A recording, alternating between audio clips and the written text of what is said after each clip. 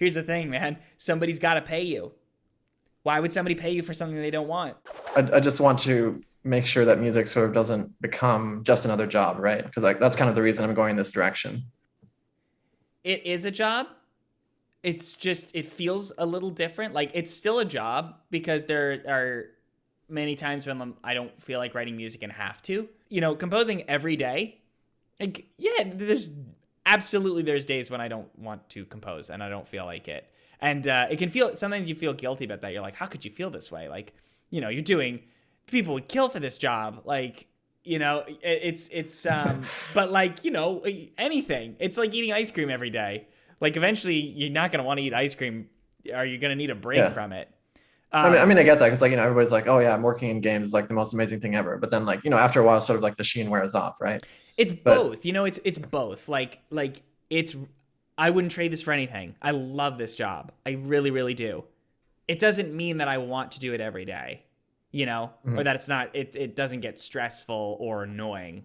There's trade-offs to everything. I really believe that. There are always trade-offs. Like, the trade-off for this job is like for a really long time or maybe forever, like you don't make as much money as certain other jobs. You probably have to sacrifice more. You might have to sacrifice more relationships or something like that. You might have to sacrifice more social life because it's a very like isolated, singular kind of job. You have to sacrifice some of the magic of music in order to absorb it as a tool. So you are Mhm. taking the thing that you're passionate about, and as soon as you turn that into a job, like there are different responsibilities that come with it. It's not just a do it whenever you want, for however long you want, writing whatever you want. It's different. It is different, and people have different dispositions towards it. Um, but I still love it. Like I love it, and I actually love the businessy sides of stuff too. Thankfully, I feel grateful for that. But I'm a nerd. I like emails or whatever, or like tracking and seeing how many of them were successful and how many weren't. I actually like tracking my finances and being like, oh, here's my cash flow for this month. Like I like that stuff. So I like making templates, or organizing my workflow.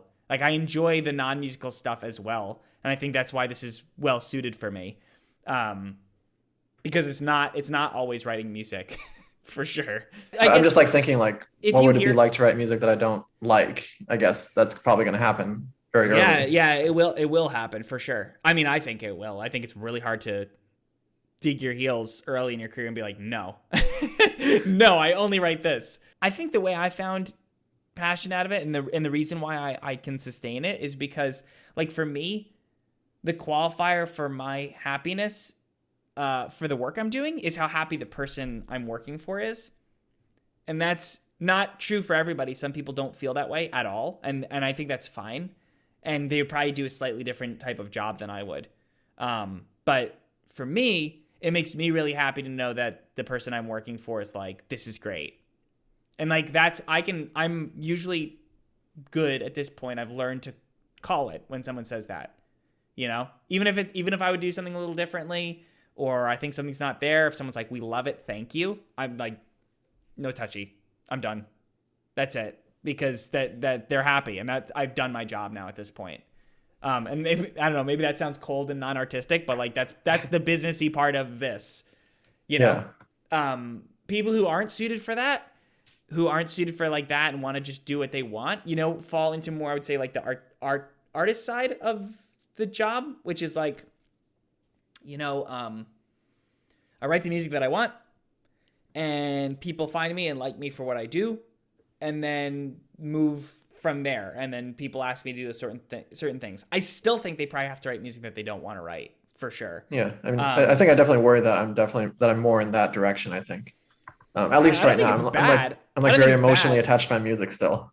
Yeah, I don't know if and that's something that will like change easily.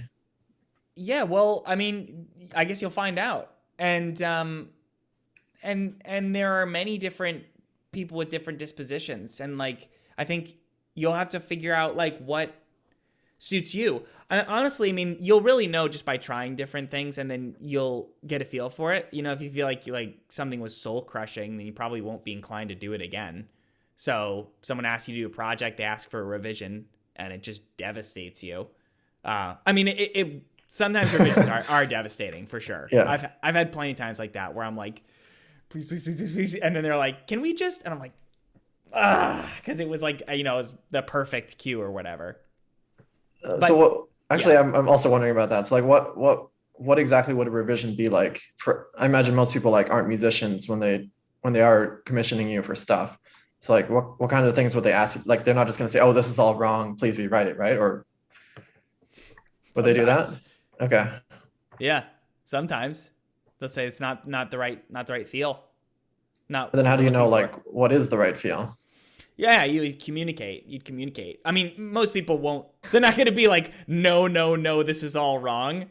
It's more like, this feels too dramatic. I'm gonna leave it at that. This feels too dramatic for what we're trying to do. That's it. That might be all you get. It's your job to determine what they mean. And this is like you've shown them like a full mock-up, like orchestrated and everything. Yep. Like this is not like, oh, I show you a piano sketch because I get the feeling like piano sketches aren't a real thing anymore, right? It takes a special kind of client to trust you. There's a lot of trust that goes with that. Even back then, like doing piano sketches, approved, bring it to the orchestra, something's off, and you have to make changes on the fly. You know, the idea that it's like the composer is like precious and we don't touch anything is, I think, not correct. Even for people like John Williams, who I think we perceive it as like you do your thing. And I don't think it's like that. I don't think it's like that. Yeah. No, actually, I know it's not like that. Like, I don't know if you know about the Raiders theme, Indiana Jones theme. I mean, I've heard the story where like he did the B version of that theme first, and then Yeah. eventually the other one became the main one. But Yeah, that I was think it sounded like Spielberg's he was just idea. sitting at the piano with Steven Spielberg, right? Yeah, well, I mean, that's collaborative though. You know, it's not like that is a collaborative thing. It's collaborative on the spot in a way. But you know, John Williams, I've seen him say that you know, he could tell if Spielberg really liked something or if he didn't, because like Spielberg would react in a certain way.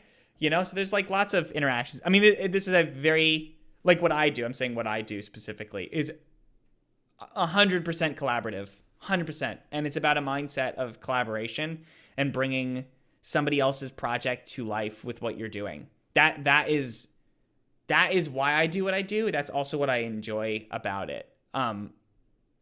But it that isn't for everybody either. Like there are, I know many people in that I knew in college that couldn't do that, and that's fine. Everybody's different, you know. You have to find a different way to make a living doing music, because like here's the thing, man. Somebody's got to pay you. Why would somebody pay you for something they don't want? You know?